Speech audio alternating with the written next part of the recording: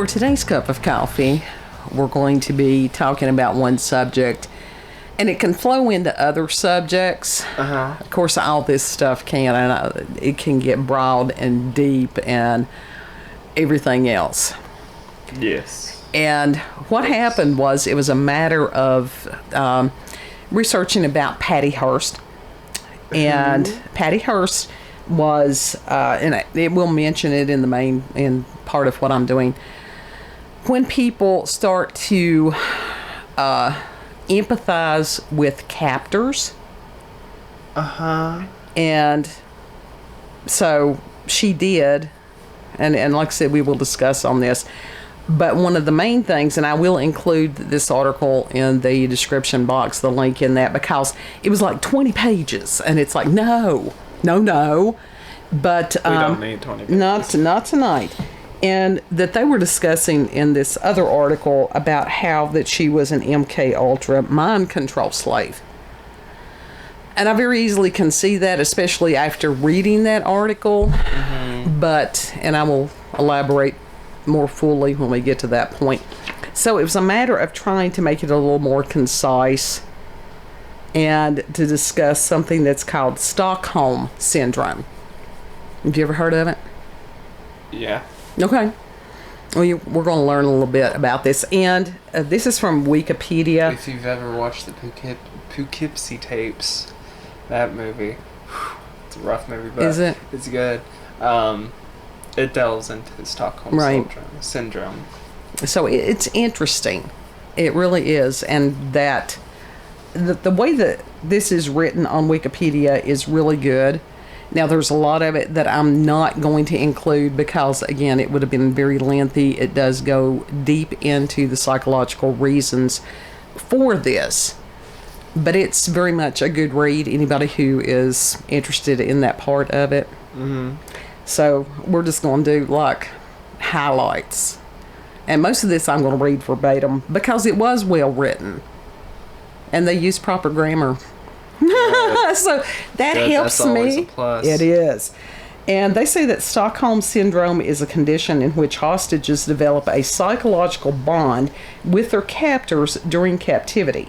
Stockholm Syndrome results from a rather specific set of circumstances, namely the power imbalances contained in hostage-taking, kidnapping, and abusive relationships. Yep.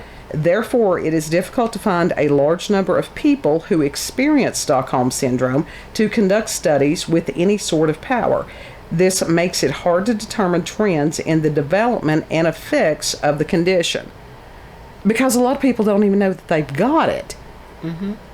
So, emotional bonds may be formed between captors and captives during intimate time together, but these are generally considered irrational in light of the danger of or risk endured by the victims. Stockholm Syndrome has never been included in the Diagnostic and Statistical Manual of Mental Disorders, or the DSM, the standard tool for diagnosis of psychiatric illnesses and disorders in the U.S., mainly due to the lack of a consistent body of academic research.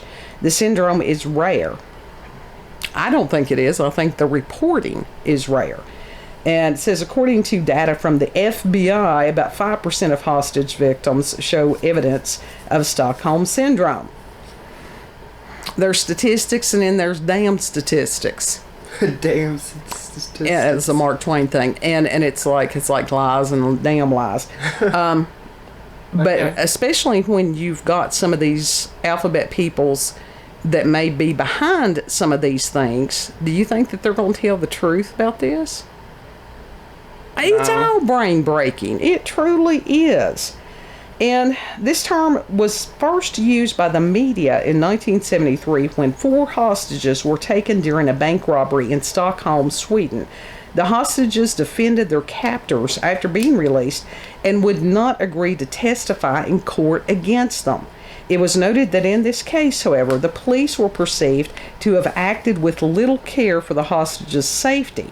providing an alternative reason for their unwillingness to testify. Stockholm Syndrome is paradoxical because the sympathetic sentiments that captives feel towards their captors are the opposite of the fear and disdain which an onlooker might feel towards the captors. There are 4 key components that characterize Stockholm Syndrome: a hostage's development of positive feelings towards the captor, no previous relationship between hostage and captor, a refusal by hostages to cooperate with police forces and other government authorities, and a hostage's belief in the humanity of the captor, ceasing to perceive them as a threat when the victim holds the same values as the aggressor. Dear God. Well, it's interesting. Yeah. And a lot of this has to do with personal beliefs and different things like that. So, Stockholm Syndrome is a contested illness due to doubt about the legitimacy of the condition. It has also come to describe the reactions of some abuse victims beyond the context of kidnappings or hostage taking. Actions and attitudes similar to those suffering from Stockholm Syndrome have also been found in victims of sexual abuse, human trafficking, extremism, terrorism, economic oppression, financial regression, political repression, and religious persecution. This is because Stockholm Syndrome can be argued as another method of coping with the stress and danger, similar to some forms of coping in that the participants do not directly address the problem, but find a way to cope with the situation by identifying with the aggressor. Coping mechanisms such as these can have a large impact on PTSD. Jesus. Yeah. The human brain is incredible, and that it does some things that are interesting when people have been in situations that were beyond comprehension. And for other people to stand on the outside and judge, well, I would have done it. Hell no, you don't know what you would have done. Exactly. So it's one of those that to try to understand the situation and pray to God you're never in the situation. Okay, in 1973, Jan Erik Olsen, a convict on parole, took 4 employees, 3 women and 1 man, from one of the largest banks in Stockholm, Sweden, and they took them hostage during a failed bank robbery. Now he negotiated the release from prison of his friend to assist him, and they held the hostages captive for 6 days in one of the bank's vaults. When the hostages were released, none of them would testify against either captor in court. Instead, they began raising money for their defense. What? Yeah. Okay, the fuck? You had a Swedish criminologist and psychiatrist who coined the term after the Stockholm police asked him for assistance with analyzing the victims' reactions to the bank robbery and their status as hostages. And the idea of brainwashing was not a new concept. So this criminologist, speaking on a newscast after the captives' release, described the hostages' reactions as a result of being brainwashed by their captors. And we can see how that could, persuasion. Yep. It can, be a double-edged sword on that. And it was originally some half a page long Swedish word that later became known as Stockholm Syndrome. Half a page Swedish. You look at this word. Look at this word. I love the exaggeration that you put, but alright. What? Exaggeration on that. It's ridiculous. Anyhow. It's just a different language. Yes. And so I have tried to assist myself and not even trying to attempt some of these names. And everybody else is grateful. All right. It was originally defined by psychiatrist Frank Ochbard to aid the management of hostage situations. This analysis was provided by the criminologist after he was criticized on Swedish radio by one of the hostages. The hostage claims she had strategically established a rapport with the captors, and she criticized the criminologists for endangering their lives by behaving aggressively and agitating the captors. She had criticized the police for pointing guns at the convicts while the hostages were in the line of fire, and she had told news outlets that one of the captors tried to protect the hostages from being caught in the crossfire. She was also critical of the Prime Minister, as she had negotiated with the captors for freedom, but the Prime Minister told her that she would have to content herself to die at her post rather than give in to the captors' demands. Screw the Prime Minister. So anybody can understand why that they took the side of the captors? Yeah. Because the captors were kinder to them. Just a little bit, I guess. I mean, yeah, that's crazy. All right, now, one of the robbers later said in an interview, it was the hostages' fault. They did everything I told them to do. If they hadn't, I might not be here now. Why didn't any of them attack me? They made it hard to kill. They made us go on living together day after day like goats in that filth. There was nothing to do but get to know each other. Now, that is one of the things as far as hostage negotiation that, or it's one of those when somebody has had a child kidnapped or anybody in their family kidnapped. Yeah. When they go on the news, they will repeatedly say the individual's name. Mm-hmm. Because it humanizes the person to, hopefully, to the captor, which a lot of them do watch the news. That's part of why they do what they do. And when you use whomever's name, they are attempting to make the captor, like I said, see them as an individual, see them as a human, hopefully making it harder to harm them. So, I mean, there was just a whole, human brains, brainwashing. Do we do that to ourselves, like, every day?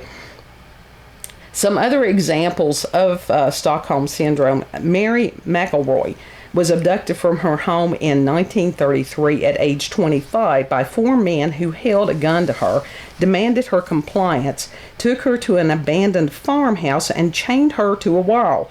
She defended her captors when she was released, explaining that they were only businessmen. She then continued to visit her captors while they were in jail. She eventually committed suicide and left the following note, quote, "My 4 kidnappers are probably the only people on earth who don't consider me an utter fool. You have your death penalty now, so please give them a chance," end quote. Yeah. And then we have... That's similar to what happened to the woman in the Poughkeepsie tapes. Yeah. Well, never mind. Yeah, but you've got to wonder if almost that, and if she had developed almost like a savior complex, that she sacrificed herself hoping that someone else could live. Sorry, folks, there was only one that was qualified to do that. I don't know. Then we have about Patty Hearst. And she was the granddaughter of publisher William Randolph Hearst, who was taken and held hostage by the, if I can get this right, it's actually the SLA. Thank God, if I could just do it once. Yeah, that just kicking your ass now, isn't it? Symbionese Liberation Army, which was supposedly an urban guerrilla group in 1974, and she was recorded denouncing her family as well as the police under her new name, Tanya, and was later seen working with the SLA to rob banks in San Francisco. She publicly asserted her sympathetic feelings towards the SLA and the pursuits as well. Now, this was basically a communistic group. Mm-hmm. We have some of those today that have some of the same, beliefs as SLA, so that's not new.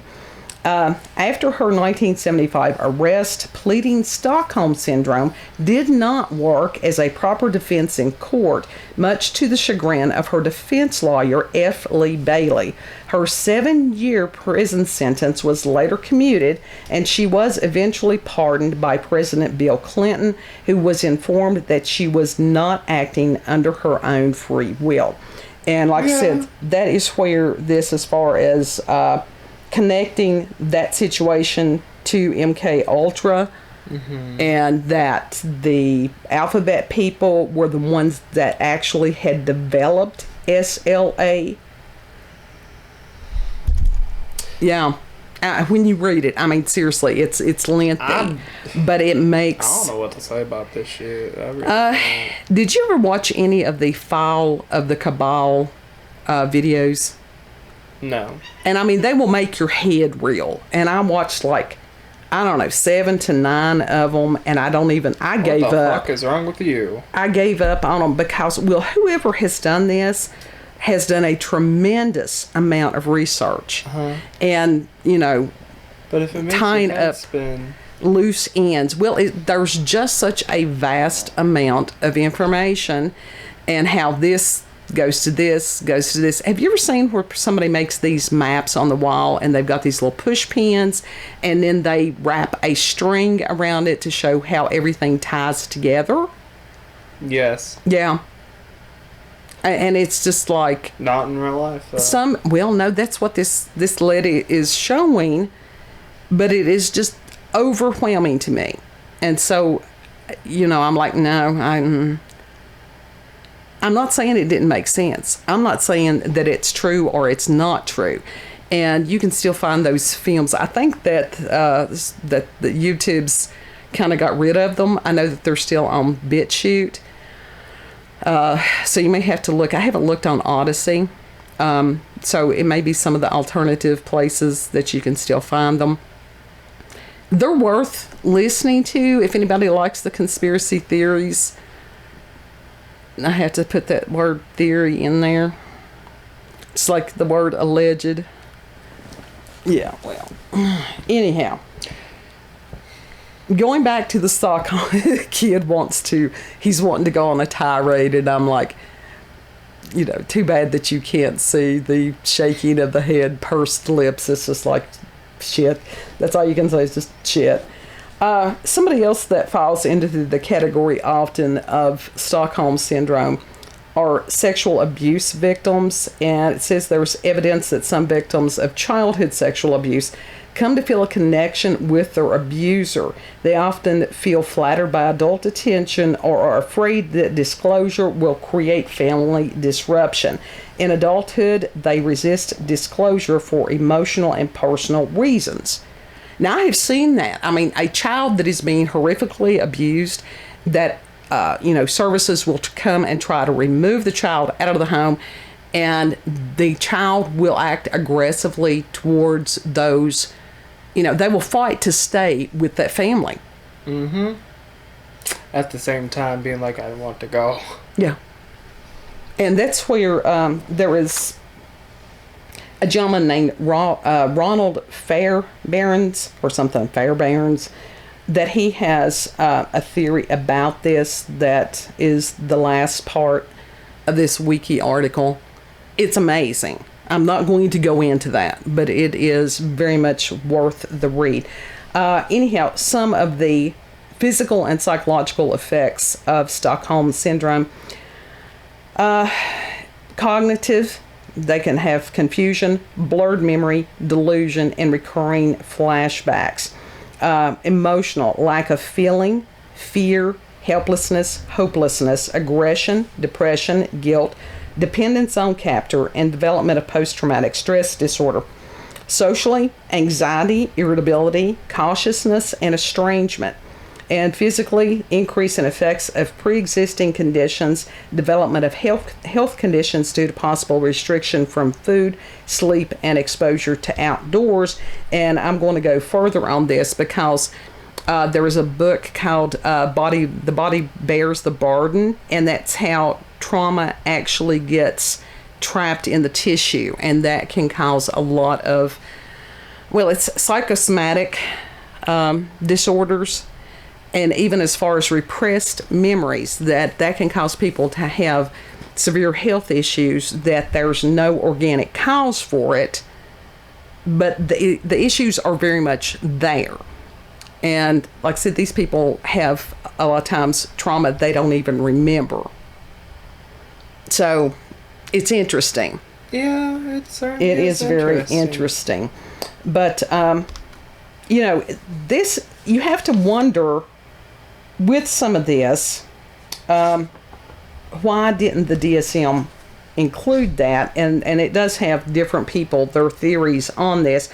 One of them was thought that it goes into, under other categories, included they wanted it to be under disorders of extreme stress, not otherwise specified. I hate the not otherwise specified.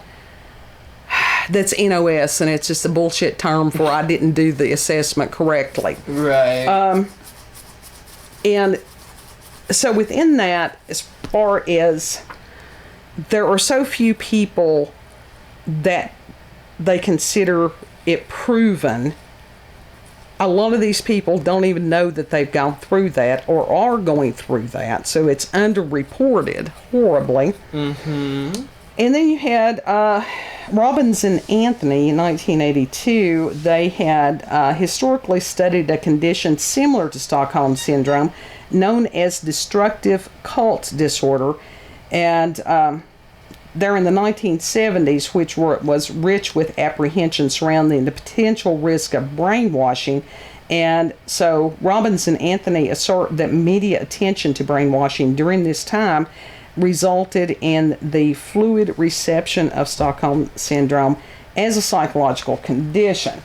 And that was interesting because they're like, okay, and some other ones, they're like, this is not a clinical definition that has been produced by professionals, and that it was a media term. Okay, you got to call it something, so what's wrong with calling it that? Mm-hmm. It sounds like somebody got pissed off that they had a better name for it than the professionals. That's exactly what happened there. It becomes a pissing contest, and the ones that lose are the people that need help. Mm-hmm. So, is it now an official term, though? No, it's still not in the DSM. Well, they can all go to hell then. Well, absolutely.